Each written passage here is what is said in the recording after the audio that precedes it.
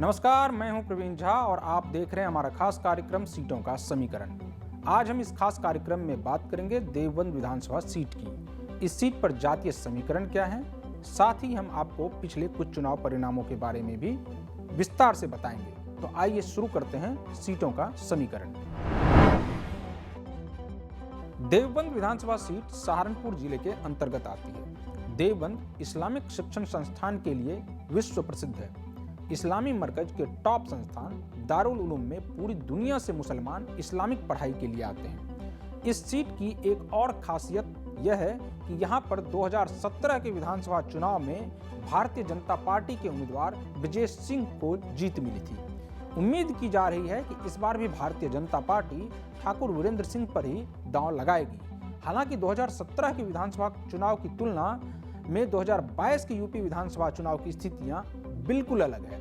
इस बार कई तरह के समीकरण काम कर रहे हैं। पश्चिमी उत्तर प्रदेश के सीटों पर किसान आंदोलन का भी असर देखने को मिल रहा है।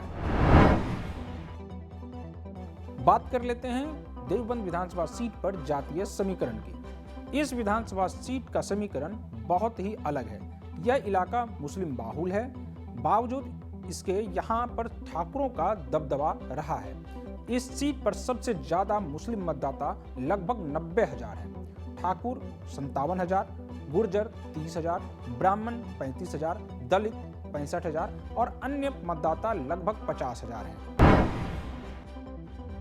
अब बात देवबंद विधानसभा सीट के अंकगणित की। इस सीट पर अगर 17वीं विधानसभा चुनाव 2017 के आंकड़ों की बात करें तो कुल मतदाताओं की संख्या 3,27,564 है।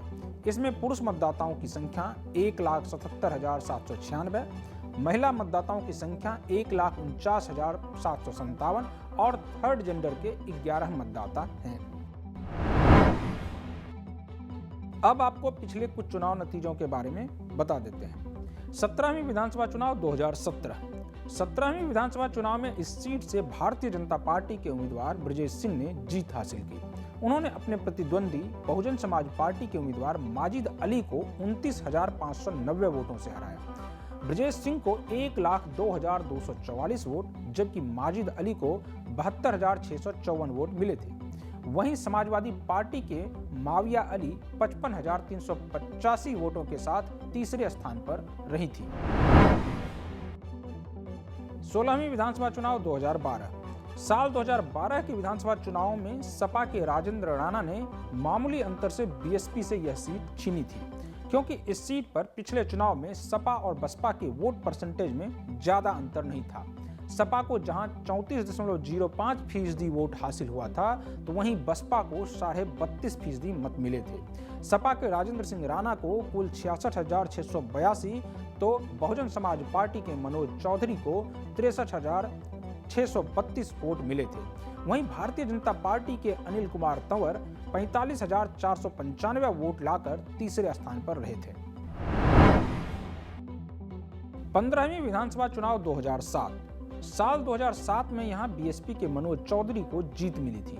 उन्होंने बीजेपी की शशि बाला पुंडीर को पराजित किया था, जबकि सपा के राजेंद्र राणा तीसरे स्थान पर रहे थे।